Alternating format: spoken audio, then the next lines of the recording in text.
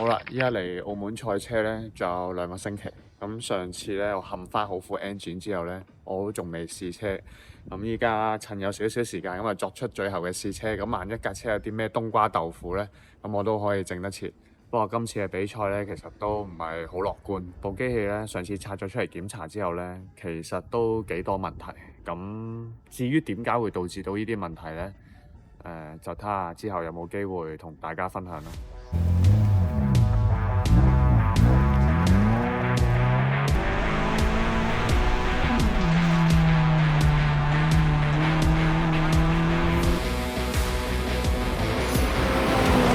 Hello，大家好啊！見到我今次呢一個視覺同平時唔同咗，就知道我買咗套 Data Log 啦。其實我開頭都係諗住買嚟去日本用，點知次次都唔記得咗帶去。有咗呢套系統之後呢，大家就可以睇到更加多嘅資訊啦。話咁快就已經嚟到 T1、T2，聽到副引擎聲其實都幾醒神。今次作為 review 完副引擎嘅首次測試呢，其實我嘅內心都係非常忐忑，好驚副引擎會有問題啊。不過揸落部車嘅反應就好似比之前好咗喎，唔知係咪因為今日嘅天氣比起之前選拔賽嘅時候涼啲呢？嚟到 T6、T7 呢兩隻組合彎，大家就可以留意下我嘅迫力同埋油門嗰種深淺嘅程度，係採用咗9淺1深嘅方法嚟去處理呢一啲比較棘嘅彎，即係叫你唔好心急，先俾少少油門，等個車尾坐咗落去個尾轆度先，睇準個出彎位先踩盡油門。另一方面，我今次試車都係用翻幾個月之前選拔賽嗰啲舊胎，如果用新胎的話，我應該可以用較激進嘅3淺1深節奏嚟去處理。不過以上嘅意見純粹係我個人嘅手法，如果出咗事，千祈唔好話係喺我啲片度學翻嚟㗎。嚟到後山直路最急呢啲掉頭彎，見到換咗新 LSD 之後，入呢啲彎都冇咁推頭，輕輕落少少 brake， 成架車就已經好似條魚咁樣旋咗入去。不過依度就心急咗，損失咗少少時間。完美示範咗3淺1深嘅技巧係唔可以立亂用嘅，一定要多加練習先可以達到去完美嘅境界。究竟架車今次整完之後可以做到咩圈速呢？ rebuild 咗嘅 engine 究竟有冇用呢？最終圈速1分25.8。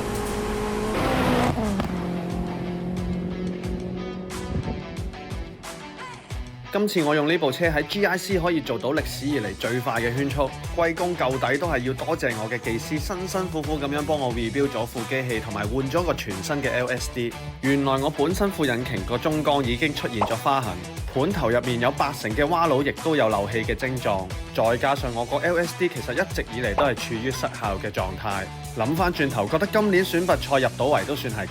同時我亦都要多謝我自己努力賺錢，有錢埋技師張單。而剩低落嚟嘅任務就係要幫我特登為咗澳門格蘭披治所準備嘅全新迫力 bed-in， 確保架車去到澳門唔使嘥時間就可以即刻進入狀態。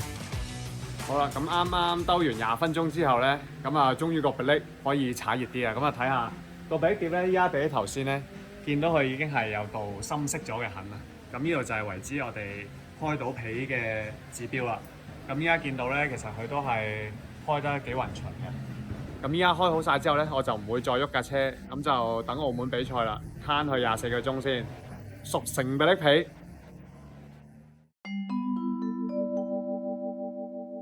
大家好啊！今日咧就翻到嚟72屆嘅澳門格蘭披治比賽現場啦。咁今日咧就係驗車嘅日子。咁我而家部車咧就係準備上馬力機。咁我搞埋啲車手證各樣那樣咧，我就翻酒店休息啦。因為今年我採取嘅策略咧，就係唔好喺賽車場逗留咁耐。因為喺賽車場逗留咁耐咧，其實都係無補於事嘅，同埋冇乜益，吸咁多廢氣都。咁係啦。保持一個順其自然嘅心態，咁就唔好強求有啲咩成績。今年我嘅策略就係咁樣。今年部賽車用咗一個全新風格嘅拉花，好多人都問我究竟係咩嚟？其實佢係一個做篋同埋袋嘅品牌。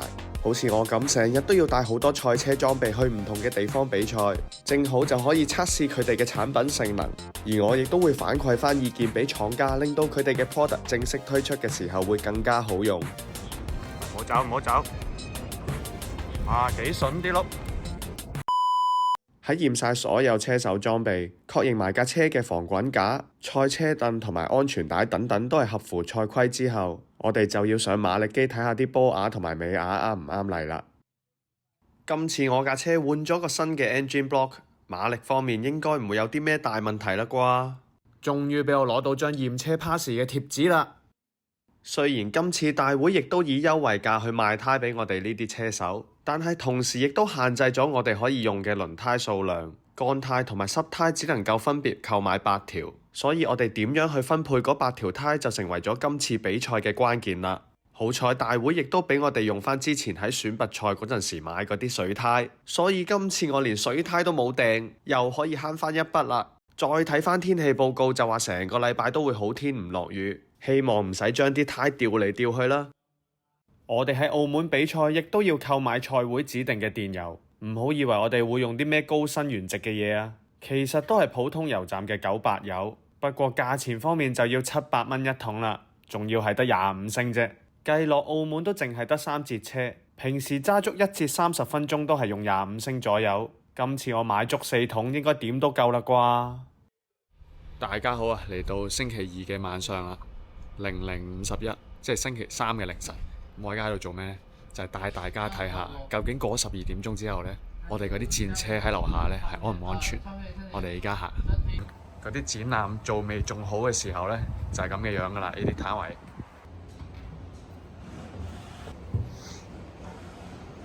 依家呢，我哋就行到落嚟停車場呢度啦。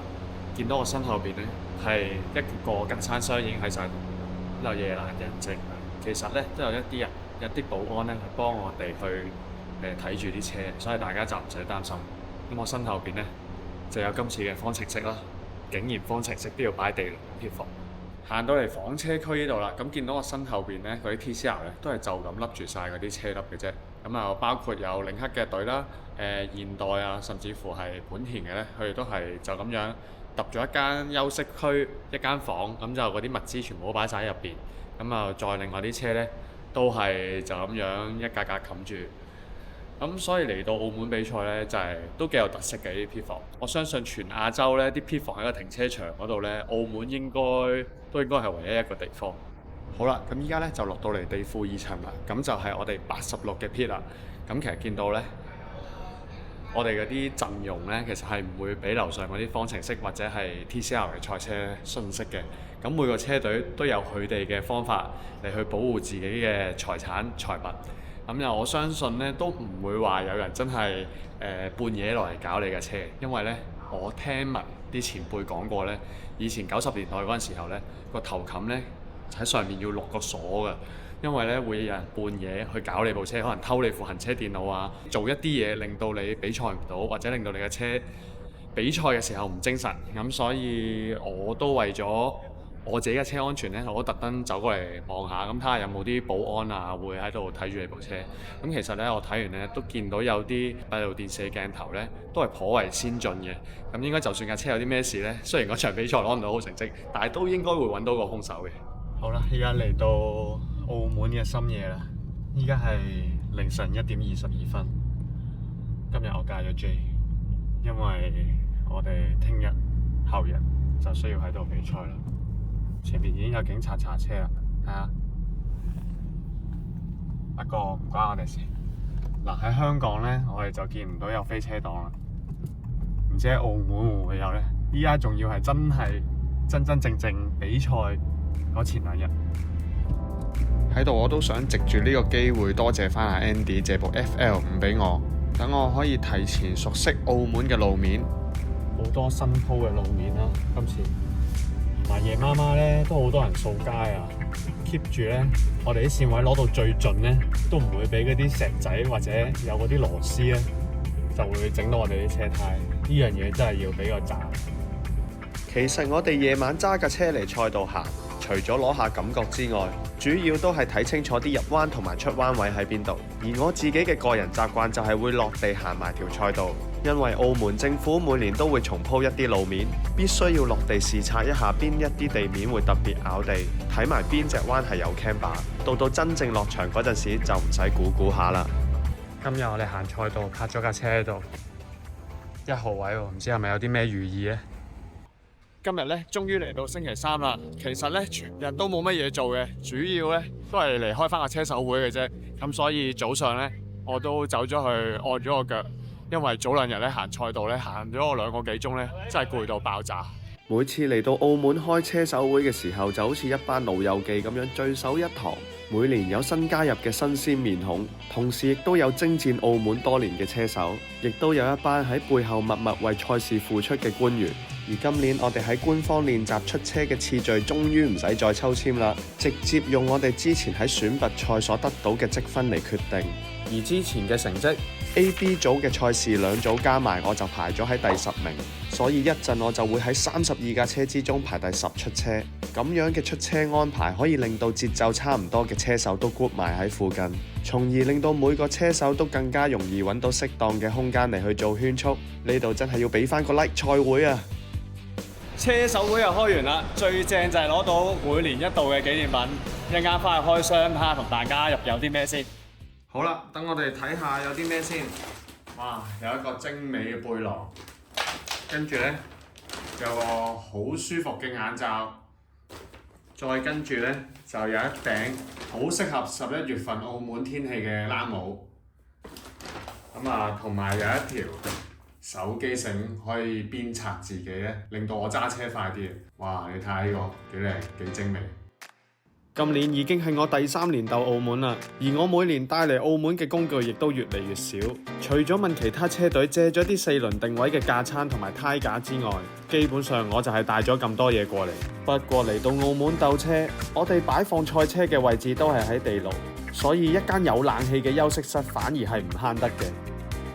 而今次我其中一個 sponsor 本地老字號 Yasaki 亦都非常出力咁支持我。作為一個帶有贊助商嘅車手，當然亦都要配合拍攝，從而令到贊助商嘅曝光率更加多。如果你要成為一個成功嘅 model 嘅話，最重要的就是黐字。作為一個香港本地車手，可以同香港本地品牌一齊做嘢，我真係 feel 到我哋 connect 咗啊！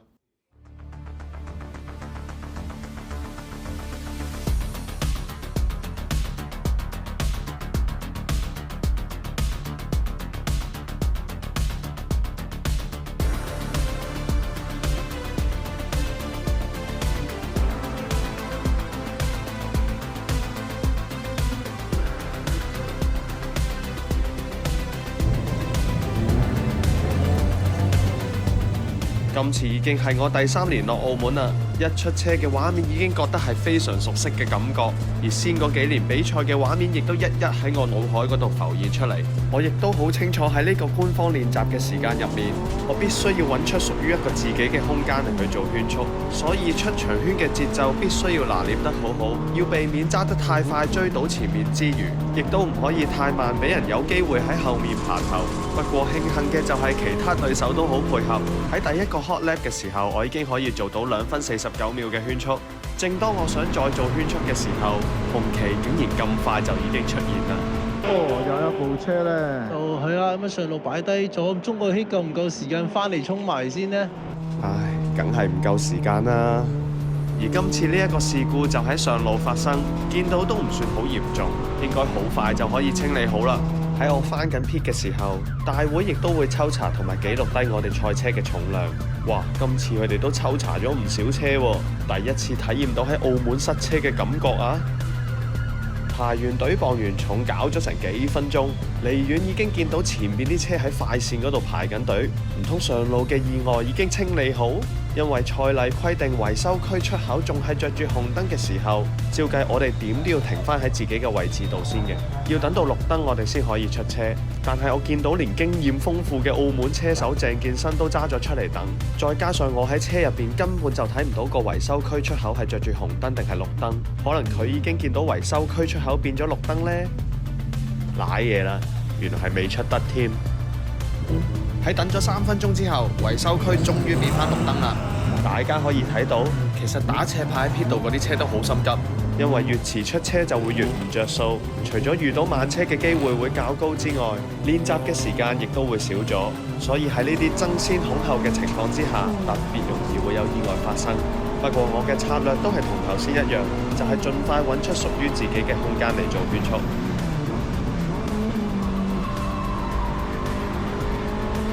中國喺我剛才最快圈速嘅車手，亦都就再刷新自己紀錄喎。2分46秒138，又即刻上咗去頭位啦。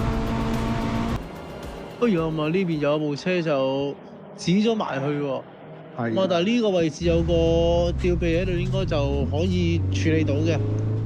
咁啊，冇辦法啦，啲車咧唯有係相繼咧係翻入去 pit 度㗎。呢個賽事咧亦都會係停止㗎啦，因為已經出咗2次紅旗，時間亦都差唔多嚇，仲有5分鐘啫。咁啊，完結呢個賽事最快咧就係11號車，11號車咧就係中國希嗰部咧豐田GR86，咁啊時間咧就2分46.138㗎。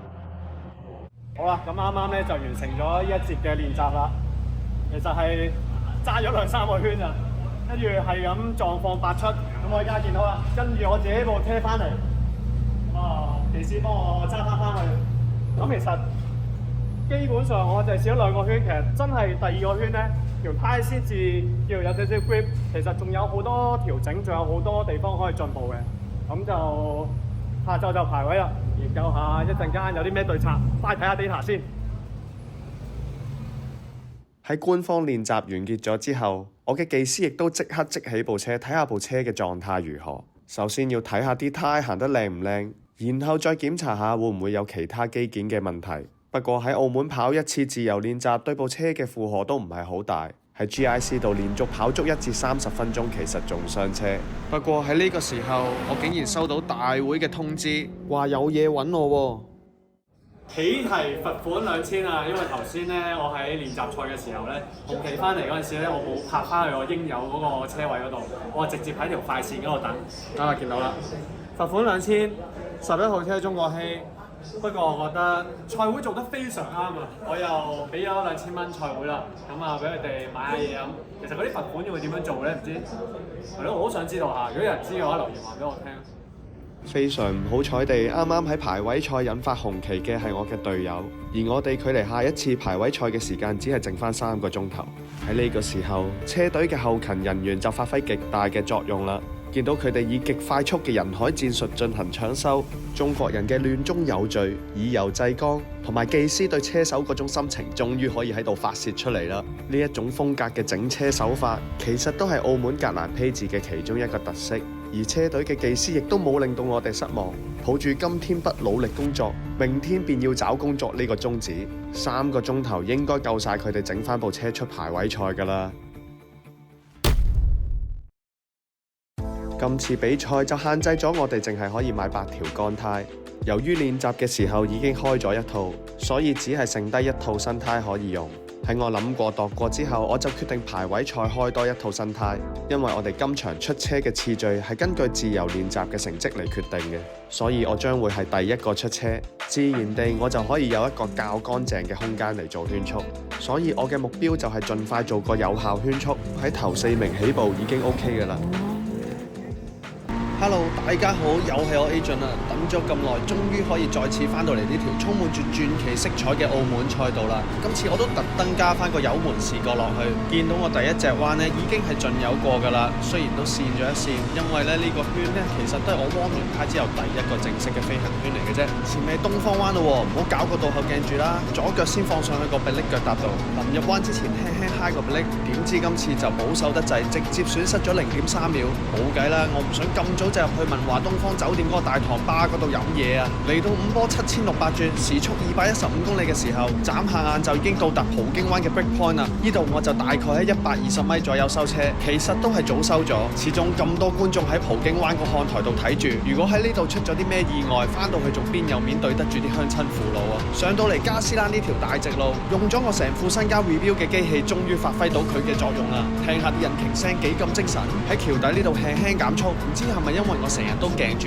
要整車嘅關係，好多時都收到架車太慢，睇片都睇得出我喺呢幾隻彎度根本完全都發揮唔到架車嘅全部性能。而相比起往年，我亦都覺得部車俾我嘅信心係冇咁大嘅。可能因為我哋今次用嘅光頭胎係硬胎嘅配方，相比起第1年用嘅軟胎，架車明顯同我溝通得唔係咁好，喺彎路嘅表現亦都冇咁得心應手。尤其是喺松山呢度，兩邊都係牆，基本上係唔可以犯錯嘅。不過我都仲係低估咗條胎嘅 grip，令令到我嘅 break point 早得滯之餘，出彎比優嘅時間亦都慢咗半拍。而去到前邊警察學堂呢一隻彎，簡直就係慘不忍睹添啊！諗住將我嘅駕駛節奏加翻快少少，點知嗰個神經質嘅油門反應又令到我出彎嘅時候甩咗一下，呢度起碼又冇咗0.2啦。而呢一刻我覺得部86點解好似唔係我揸開嗰部咁嘅？究竟出現咗啲咩問題呢？但係作為一個車手，我只能夠喺餘下嗰幾隻彎入邊盡量爭取翻我頭先所損失嘅時間。而我亦都知道依家部86需要更加細緻嘅油門控制先可以做到快嘅時間。前邊呢一隻發夾彎嘅巧妙就係要望住啲靚仔靚女嘅 Marshall 向住佢哋衝埋去，但係又唔可以錫到佢哋。只要做到呢個效果，隻發夾彎就會過得好㗎啦。嚟到呢個毫無技術嘅地板油路段，可以同大家介紹翻左手邊有間日本餐廳，10點後有半價壽司，好鬼好食。聽聞話同佢講句我愛 A 準哥，仲會有驚喜添。嚟到漁翁灣，今次呢隻彎嘅表現呢，我自己就比較滿意啦。聽到成隻灣我都響晒胎，而且最低嘅彎心速度亦都有成102公里。雖然感覺上隻灣仲有少少餘量啊，但係今次處理呢隻灣嘅手法，相比起我第1年嘅時候就進步咗唔少啦。大家要記住一句說話，要贏人先要贏自己。今次呢一個圈嘅表現，我都係只能夠俾自己80分，最終圈速2分44.5。好啦，呢個時候睇睇中國氣啊，時間咧亦都係做得相當之快啊，冇錯啦！而家中國氣咧2分44秒479咧排咗第1位啊！喺連續做完2個 hot lap 之後，當我想繼續做快圈嘅時候，頭嗰2個分段時間都已經比之前快咗0.6秒。不過之後就好唔好彩地遇到慢車，於是我就決定返維修區檢查下部車嘅狀態先。而喺呢個時候，嶺南灣嘅位置亦都有部賽車爆咗機器，隨時都會令到條賽道留有油漬。再睇埋我同第2名嘅圈速足足相差咗0.8秒，於是我就決定維持我本身所制定嘅戰術，提早收工休息啦。好啦，咁我啱啱咧就完成咗我嘅排位賽啦。其實依家排位賽咧係仲未結束嘅，因為今個週末咧我哋淨係可以用8條胎。咁其實我已經喺練習同埋排位嘅時候開晒2套胎啊。咁我就翻去睇下究竟邊一道胎會適合我一間正賽多啲咧。都係嗰句，今次唔係因為冇錢而慳胎，係因為戰術而慳胎。係啦，2分43秒242啊！咁啊啱啱咧再將頭位嘅時間咧就係推前接近咗1秒嘅。不過喺最後呢10分鐘嘅排位賽時間，我嘅最快圈速就俾人破咗啦，圈速亦都推到去2分43秒2。不過唔使緊張住，等我哋翻去睇一睇翻較早前嘅自由練習先。多數人呢都係跑咗6個圈嘅，而最快圈速呢亦都喺第5個圈嗰度做出嚟。對比之下，今次嘅排位賽最快圈速喺第9個圈先出現。由此可見，今次派拉里所提供俾我哋嘅胎就係屬於慢熱型。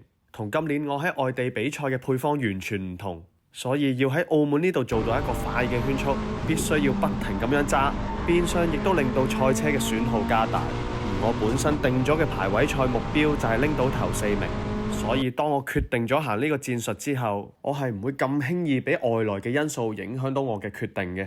不過我唯一可以肯定嘅就係頭車只係會用官方練習嗰套胎嚟進行正賽，所以我依家嗰套胎點都有2至3圈嘅優勢喺度。澳門格蘭披治大賽車同平時嘅比賽亦都好唔同，賽車場周圍都有唔同嘅周邊產品出售。今次我嘅贊助商亦都有參與，仲同我搞埋個簽名會添，真係好難得有機會可以同啲車迷咁近距離接觸。同時我亦都收到好多人對我嘅支持，請容許我藉住呢個機會喺度多謝每一個有過嚟揾我簽個名同埋合照嘅人。如果大家都想買我嘅周邊產品嘅話，就記住去以下呢個網址或者微信小程序嗰度選購啦。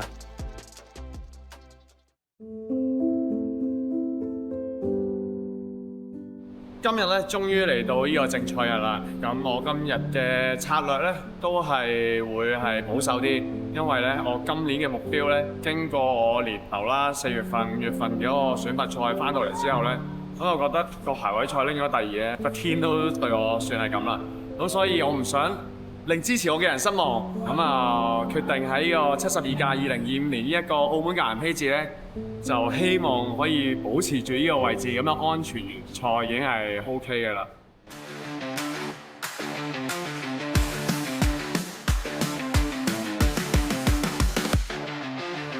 各位觀眾，大家早晨啦！咁啊，好歡迎大家嚟到東洋跑道72屆嘅格蘭披治大賽車咧，咁啊即將展開啊！咁啊嚟到咧就係呢個路車挑戰賽啊！今次嘅賽事嚟講，基本上咧都係香港同澳門嘅車手啦，裏邊亦都有中華台北嘅車手添㗎。咁啊呢邊見到啦嘛，排一排第二啦嘛，就係鍾國希11號車。今年佢嘅狀態亦都係唔錯嘅，咁亦都見佢喺佢自己嘅社交平台裏邊咧，佢全年都喺日本嗰邊比賽嘅。咁啊紅燈亮起，好咁啊正式起步啦！好啦，咁一起步嘅時候呢，我都發覺其實我係起得快過佢嘅。咁喺呢度呢，我就有兩個選擇，一就係緊緊咁樣跟佢後面，二就係用左線嘅機會就睇下東方灣前過到去。咁不過呢，我都係選擇咗喺後面緊緊咁樣跟住。咁至於點解呢？就因為後邊嗰架車呢都係佢嘅隊友嚟嘅。如果選擇喺東方灣前左邊抽過去嘅話呢，有機會啊，都會令到我哋架車一齊失速，咁就俾後邊嗰架有機可乘。咁我嘅戰術呢，都係希望同埋前面嘅車一齊走遠咗先。咁可能嚟到呢度葡京灣已經係縮近咗啦咁樣。不過呢度一比油，哇有少少甩，就掃甩咗個鏡。不過唔緊要，咁我繼續追擊。哇！呢度佢突然間收得有啲慢啊，搞到我嘅節奏呢都有啲俾佢擾亂咗。不過呢度佢入波唔知係咪有少少失誤呢，突然間失咗速。咁啊，都冇辦法啦，都要推佢一齊加速噶，冇理由縮噶，因為一縮咧，我又驚後邊會追上嚟。咁好啦，嚟到呢個嶺南灣呢度，咁就見到佢嗰個速度咧，同埋個節奏同我就唔係好相似啊。咁喺呢一個 moment 咧，我覺得都可以同佢有一番激烈嘅鬥爭嘅。咁去到第一組呢啲蛇仔灣咧，其實我已經跟到入去貼嘅，我都係要望佢架車前邊，因為喺呢啲跟到前面嘅車咁貼嘅情況之下呢，如果我哋再望住前面嘅車嘅話呢，其實好容易呢就會導致到自己犯錯。咁啊話口未完，呢度後俾佢拉開咗少少啦，不過唔緊要，都可以追得翻近嘅，知道嗰個節奏，大家雖然有少少唔同，咁啊可能有啲位佢快少少，有啲位我快少少，咁因為始終都係第一個圈嘅關係呢，咁都係觀察下對手會喺邊度快過你，邊度慢過你？呢度見到佢突然間慢咗，我已經想抽出嚟啦。不過就見到已經有 safety car 嘅牌，咁我都即刻縮翻入去啦。咁就冷靜啲，諗下頭先見到佢究竟係邊啲彎會比較弱，我應該喺邊啲彎嗰度作出進攻呢？咁就趁有呢個 safety car 嘅時間，就可以好好地咁樣諗一諗。哎呀！呢個3部車嘅馬仔，哎呀，出晒去啊！哇！呢幾部車黃卓柏，哇！呢度有一大堆啊嘛，黃卓柏咧應該有仲有就陳家平，但係嗰個實力太接近啦，咁啊幾部車都冇讓到咁啊，葡京灣前邊。有可能大家都知道對方嘅實力啦，因為你入唔到葡京灣，你俾前面嘅車入咗葡京灣之後，你就會俾頂住啊！哇！翻到嚟葡京灣呢度，見到現場係非常慘烈嘅。咦？望一望，好似係第3名起步嗰部車嚟嘅喎。係啦，冇錯啦，因為我望一望倒後鏡呢，已經變咗第3名呢，就係我同隊友嘅69號車阿盧卓賢啊。咁我哋都係同一個車隊嘅。咁喺呢一刻呢，我個心就即刻定咗好多啦。咁我就知道我起跑之後呢，就可以專心咁樣進擊前面啦。經過 safety car 帶咗一圈之後呢，咁就翻到嚟同樣嘅位置葡京灣呢，見到現場已經清理好啦。咁即係意味住啲咩？意味住喺下一個圈翻嚟呢，比賽好大機會呢都會重新開始㗎啦。通常係咁嘅情況之下呢， safety car 喺呢個圈呢都會加速，咁就等我哋熱下啲胎先，可以等啲車手個心理都預熱一下，咁就唔好一開始比賽嘅時候呢，因為唔適應個節奏就有啲咩意外發生。不過呢，詭異嘅事情就開始發生啦。其實嚟到呢個位置呢， safety car 已經加速走咗去好遠好遠㗎啦，超過10幾20個車位㗎啦。但我前面嘅車呢都仲唔加速喎。當時呢，其實我記得係有條例呢，我哋呢就係唔可以離開架 safety car 超過5個車位嘅。咁所以呢度呢，我都好奇怪啦。究竟前面架車喺度話咩呢？咁為咗以防佢唔記得呢，咁我都喺度斬燈提示佢啊。但係佢好似對我嘅斬燈呢就冇乜反應。咁咁都冇辦法啦。賽例規定你點樣都唔可以過前面架車嘅，咁迫於無奈啦，咁就唯有繼續跟。好啦 ，Safety Car 已經好早就翻咗入 pit 㗎啦，但係佢搞咩呢？嚟到呢度都唔起油，同佢平時嘅性格一啲都唔似喎。哇！出彎減速係咪玩嘢啊？究竟佢起唔起油呢？冇撞到㗎喎，喺控制線之前我係唔可以過你頭㗎。哇！其他車喺度做咩啊？咁快過頭都得嘅咩？唔理得咁多啦。雖然我都唔知道依家自己跌到落去第幾名，不過我知道依家都仲有成6、7個圈，唯有好似2、3年咁樣慢慢逐架追啦。咁你都想喺我左邊度偷我雞？冇咁易。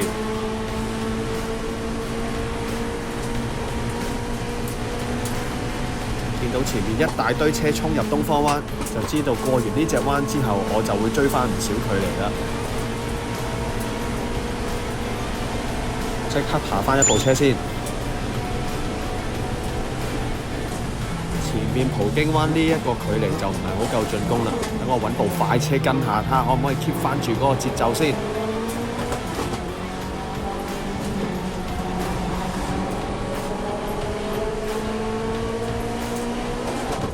數一數翻自己個位置，應該就係排緊第6名。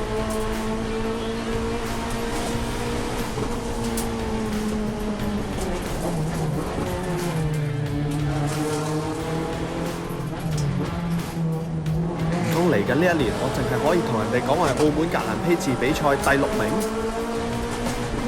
睇嚟大家都熱身熱到差唔多，去到山路個節奏都唔錯喎。喺呢一刻，我覺得我自己嘅角色就係一個牧羊人，不停咁樣向前追趕，千祈唔好俾第一隻羊走失啊！不過嚟到呢度 ，Safety Car 又再次出現啦。哎呀，呢度又有都冇。原來係喺加斯蘭呢度又發生咗意外，見到部賽車停喺呢個位置，以我嘅經驗，起碼要2個圈先至清理到，亦都意味住我剩翻嘅時間唔會太多。究竟我仲可以過到幾多部車呢？似乎雞斯蘭嘅車嗰個壞車都仲需要少少時間，因為我見佢都仲未吊到上去吊雞上邊。我哋都好期待可以就係快啲重開，因為真係2次起步嘅實力好接近，係真係可以有好多精彩嘅場面出到嚟嘅。見到中國希亞車嗰個嘅倒鏡啊，咁樣直接掉一掉下。好早之前已經係甩咗啦，倒鏡。等咗2個圈之後，安全車終於熄燈啦。嚟到髮夾灣呢度呢，我嘅慣常動作都係會緊貼前車啊，因為你唔知道前面部車呢會係幾時開始起油。喺呢個位啊，其實我望遠處呢已經見到啊，第1、2名呢已經起咗油噶啦。喂，但係做咩事？做咩唔俾油？喂，拉到好遠啦已經。呢度呢，我眼見啊，應該都比前邊再前面嗰部車呢拉開咗5至8個車位噶啦。唉，即係又要重新追過啦。咁所以第2次嘅安全車 restart 呢，其實我都非常蝕張。講緊呢一度我蝕咗嘅距離呢，可能我都要嘥多1個圈，咁啊先可以追翻近，就可以進攻。又係同一隻彎，又係同一隻拉花，真係有啲心理陰影啊！澳門呢一條賽道呢，比之前我哋喺肇慶嗰個選拔賽呢，佢最大嘅分別呢，就係可以食到氣流。咁變相喺直路呢，後邊嗰部車呢，嗰個速度呢，係有機會可以運用到呢一個氣流呢，去過前面嗰部車嘅。咁東方灣呢，好多人都問我，喂，踩唔踩迫力好啊，定係就咁收油影得啊？咁呢度呢，就完美示範咗，其實踩迫力同埋唔踩迫力呢，嗰個分別其實都唔係咁大嘅啫。重點呢，反而喺個開油時機度啊！嚟到葡京灣啦，呢度嘅技巧就一定係要行內線嘅，行外線呢，其實係死硬嘅。咁啊，見到哇，我都有啲心理準備，其實準備咗會有呢一個場景發生嘅，即刻避開咗先。咁就繼續向前追趕啦。咁嚟到呢個時間呢，我數一數自己個排名，應該就去到第5名。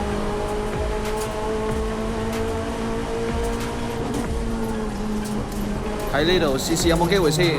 唉，未得，都係比較難啊！呢個位學唔到莫塔拿咁樣添。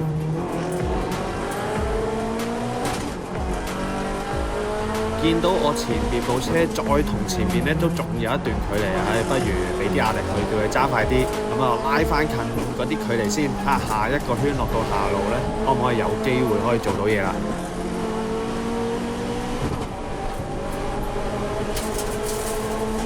我前面呢個車手好似都係第一次落澳門嘅啫喎，都揸得唔錯啊！見到都好似可以同前面縮短少少距離。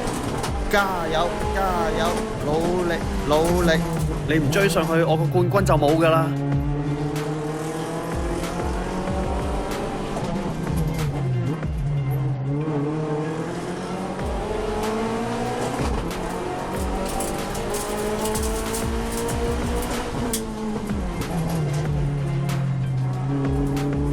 不過，當我哋越追越近前面嘅時候 ，Safety Car 又再出現啦。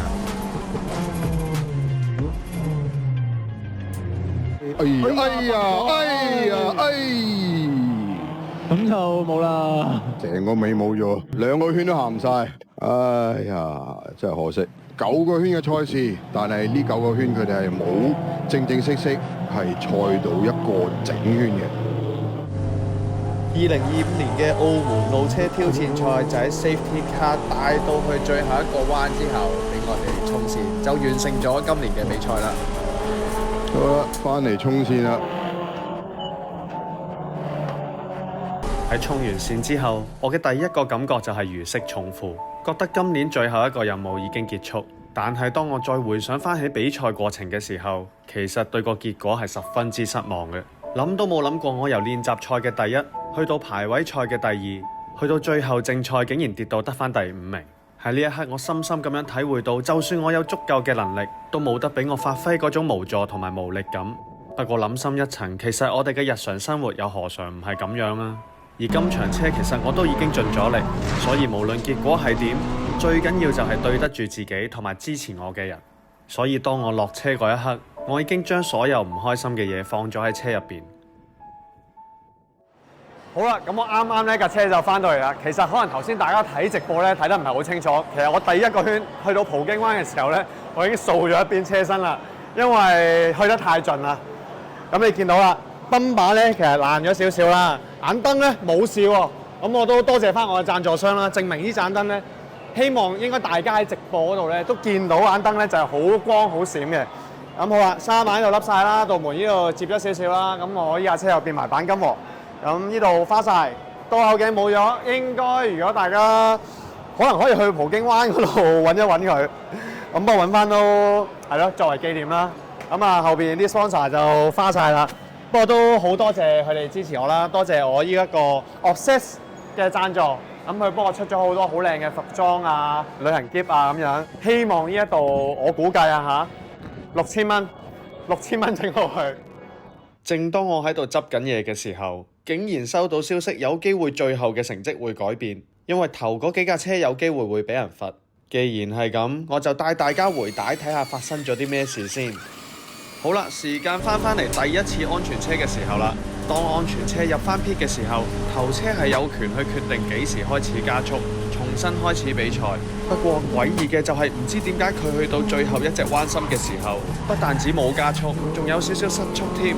而我當時亦都即刻減速，但係可能兩部車都有輕輕掂到，而前車喺救完車之後亦都有加速嘅跡象。同時我亦都好肯定我哋兩部車都冇掂到胎牆，絕對係可以正常加速繼續比賽。由於當時係未過控制線嘅，所以我就繼續跟住喺佢後面等佢起油，直到去到控制線呢，我先加速過佢頭。而當時喺我後面嘅隊友就以為我哋兩部車出現咗意外，所以為咗避開我哋呢，就喺控制線之前已經直接加速過咗我哋頭啦。跟住嘅畫面，大家喺電視機度都應該睇得好清楚。其實當時我都覺得好奇怪㗎啦，喺我前邊嘅車手都已經參加咗3年嘅澳門格蘭披治，之前嘅選拔賽呢，我亦都有同佢交過手。今次去到彎心都唔起油，甚至乎收油呢，絕對唔係佢嘅風格。不過喺呢個時候就有現場觀眾話，當時 Safety Car 出咗嚟嘅時候，已經聽到佢副引擎有雜聲。我哋睇睇當日嘅直播片段先。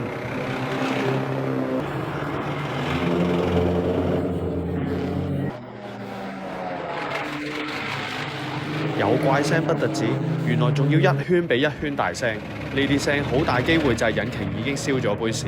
而我哋嘅比賽仲有成8個圈咁多，好肯定佢部車已經係完成唔到賽事㗎啦。而喺我過咗佢頭之後，佢都已經直接擺埋架車喺一邊，而且嗰個位並唔係一個可以快速救援嘅位置。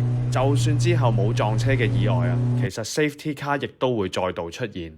喺呢一刻，我終於明白點解佢會咁做啦。而喺睇完晒成件事之後，賽會最後所作出嘅判決就係對6部車喺總成績嗰度罰時30秒，而引用嘅條例就係喺控制線之前爬頭。喺呢度我都要講翻一點，我並冇向賽會投訴嘅。再加上其實本來嘅冠軍就係我第一次喺澳門比賽嘅隊友，佢攞到咁好嘅成績，我都好戥佢開心。不過我哋可以睇一睇翻之前嘅案例。喺2023年嘅時候，澳門 GT 杯亦都有一個類似嘅情況。當時排喺第2名嘅晏高，由於架車有問題，所以頭車加速嘅時候佢跟唔上，但係喺後面嘅車都好有耐性咁樣過咗控制線先開始爬頭，所以就冇車手有被罰嘅情況出現。我哋再去睇埋賽例，呢度就講到明，如果前面嘅車唔係有 obvious， 即係顯著嘅問題嘅話，我哋都係唔可以爬頭。而呢度嘅另外一個重點就係如何定義為顯著啦。而我哋去理解呢啲賽例呢，亦都係需要融合埋常識嘅。而喺常理嘅角度，明顯嘅定義我就會理解為前車有明顯損毀嘅痕跡，車手打燈或者揮手示意先可以定義為一個明顯嘅情況。如果前車只不過係喺控制線前面慢咗，可能佢只係入唔到波，或者唔記得咗轉波加唔到速，並唔足以構成一個可以合法爬頭嘅解釋。而賽會喺加咗被罰嘅車手時間之後，變相就令到名次喺我前邊嗰4部車全部都去翻10幾位，而我亦都可以攞翻個第2名。至於點解係第2名唔係第1名呢？睇翻第1名爬我頭時候嘅位置，我架車就啱啱去到控制線，變相佢呢個爬頭動作呢就係合法嘅，所以佢就冇被罰。再睇翻排位賽嘅成績，原來佢係排喺第18名起步嘅，估唔到最後仲可以拎埋個冠軍走。所以有人都係話喺澳門攞杯並唔係你準備得有幾咁充足就得，都要睇下個天俾唔俾個杯你。其實早喺今年澳門比賽之前，我已經決定咗玩埋今年就唔會再喺澳門嗰度揸86，當中所涉及嘅原因實在係太多太多。而喺今場比賽結束之後，我更加確信我嘅選擇係十分之正確嘅。其實點解一個比賽好地地會俾人標籤為爛仔杯呢？喺澳門攞到杯其實又係咪真係咁重要呢？或者我係時候都要出去呢個世界行下睇下。呢幾年為咗澳門，其實我都好攰啦。我諗我都係時候要離開呢一個英雄地啦。嚟到夜晚，終於都可以執嘢走啦。冇錯，我就係得呢度咁多工具啫。試啤零件一個都冇，偈油冇，尾壓油冇，波箱油冇。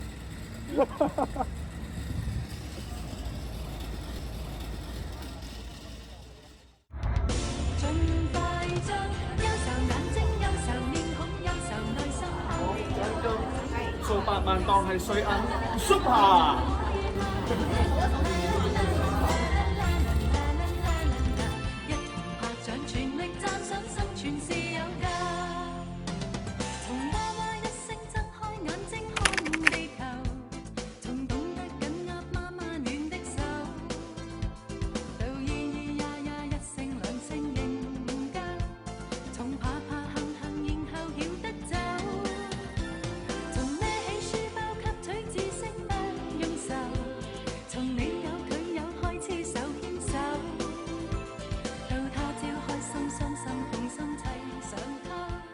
人活着實在奇妙。